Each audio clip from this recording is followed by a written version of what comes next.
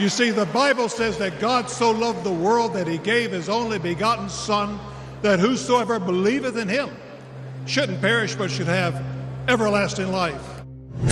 Did you know that the UK actually banned one of the most famous evangelists of our time? Yes, you heard that right. Franklin Graham, the son of the legendary preacher Billy Graham, was banned from speaking in the UK. But why? What could have possibly happened that led to such drastic action? Stay tuned, because what unfolds next is a story filled with controversy, legal battles, and a surprising twist that has finally come to light in 2024.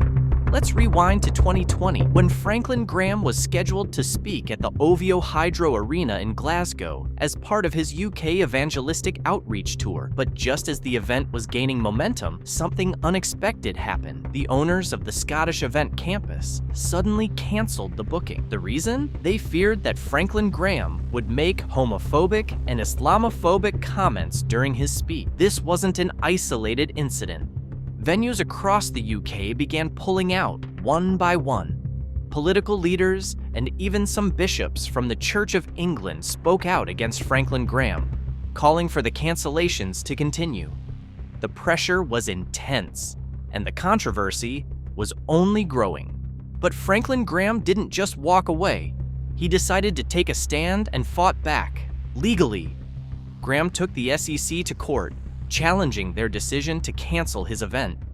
The legal battle was intense and stretched over years, with both sides digging in deep. The question was clear. Was this a matter of public safety, or was it something else entirely? Finally, after years of back and forth, a Scottish judge made a ruling that shocked many. Sheriff John McCormick found no evidence that Franklin Graham would have delivered any hate speech. He even went as far as to label the cancellation by the SEC as a thinly veiled exercise in virtue signaling, accusing the venue of bowing to public pressure stirred up by political leaders online. But what's truly remarkable is the message he brings. Despite all the opposition, Franklin Graham remains focused on one thing: preaching the gospel. In his own words, "We are excited to return to London and Glasgow, and we believe this is God's timing for many more people to hear the message of God's great love for them." As we reflect on Franklin Graham's journey through opposition and legal battles, it's essential to remember the broader truth about standing firm in our faith, even amidst persecution. In John chapter 16, verse 33, Jesus said, "In this world you will have trouble, but take heart, I have overcome the world." This powerful verse reminds us that while we will face trials and tribulation for our faith, Jesus has already overcome the world's challenges. Franklin Graham's story exemplifies the courage and endurance required to preach the gospel despite significant opposition.